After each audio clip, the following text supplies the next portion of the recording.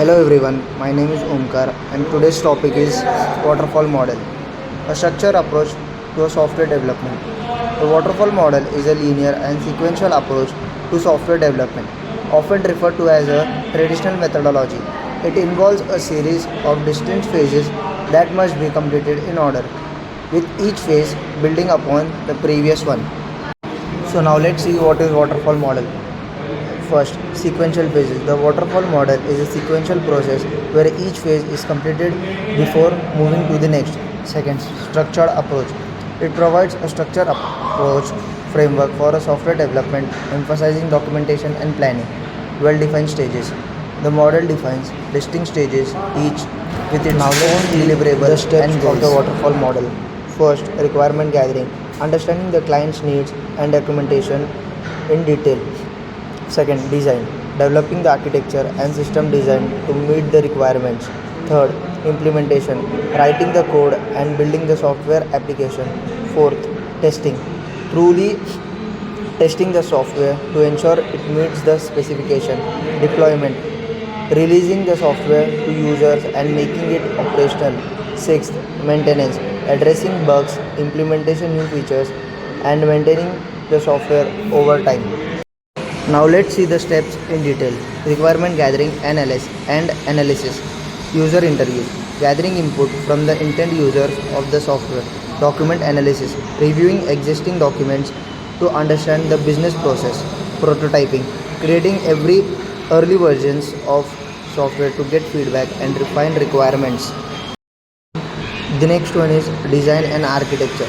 System architecture. Defining the overall structure and components of the software. Database design. Designing the data structures and relationships needed for the application. User interface. Creating the user interface focusing on usability and aesthetics. Let's see the next one. Implementation and coding. First, coding. Translating the design into actual code using the chosen programming language. Second, unit testing.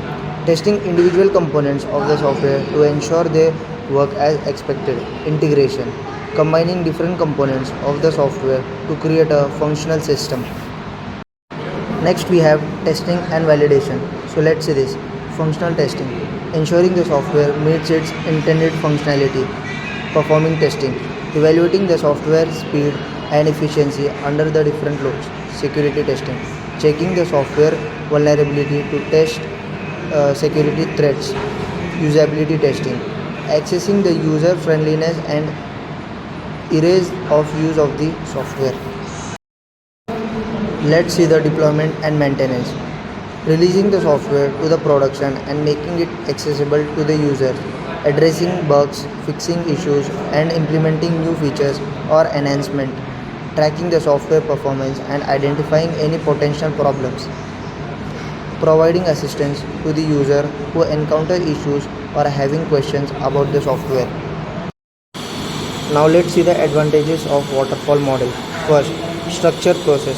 Provides a well-defined and organized approach to software development. Second, easy to manage. Makes it easier to track process and manage resources, especially for large projects. Comprehensive documentation. Encourages through documentation which can be valuable for future maintenance and updates. Lastly, let's see the limitations and drawbacks of the waterfall model. Rigid structure. Difficult to make changes or adjustment once a phase is completed, leading to potential delays and covers overruns. Limited feedback. Users may not be involved until the later stages, leading to a potential mismatches between the expectations and the final product. Difficult to adapt. Not well suited for projects with evolving requirements or certain specifications. Yeah, so that's all about the waterfall model. Thank you.